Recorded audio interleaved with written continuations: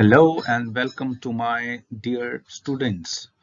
In this particular IC Engines video, I have taken the image animation from Wikipedia. So it's already been available on Wikipedia. So in this particular video, I will explain to you the working principle of IC Engines. See, in the IC Engine, students, I will explain to you there are certain components. Components includes the upper part components you have the components such as your valves, you have the component your piston, you have the component your connecting rod,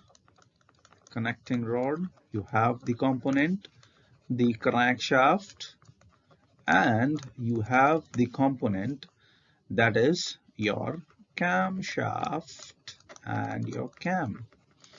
Now students, in this particular animated video, what you can here observe, the combustion is taking place. So combustion is taking place and we have the fuel, that is your gasoline. The gasoline is being combusted. So we have a component known as your igniter. So this is your igniter that will ignite the fuel and produces the power stroke. So students, always remember there are four strokes. One is your suction stroke, another is your compression stroke, another is your expansion stroke, and your exhaust stroke. I'll write it down. Your expansion, and your fourth is your exhaust stroke. Now we have a very fascinating phenomenon that takes place inside the engine. What is the fascinating phenomenon? The fascinating phenomenon is the calorific value. The more amount of calorific value, the more will be the thermal efficiency of the engines.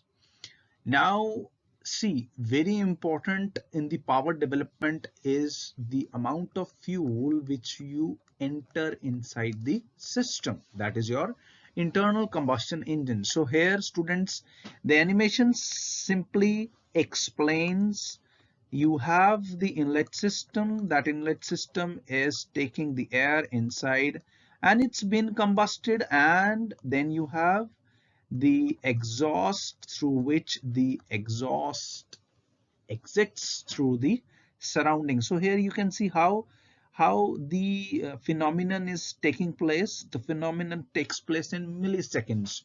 So you can see how much amount of RPM is being developed here inside the engine. So students, this is the basic science of the internal combustion engines.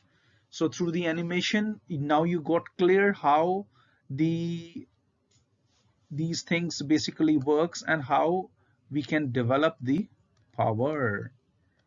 Okay, so what I'm doing is I'm just erasing these all so that again I will repeat it and then you can view. Power developed in the engine, that is the main basic phenomenon. Thank you.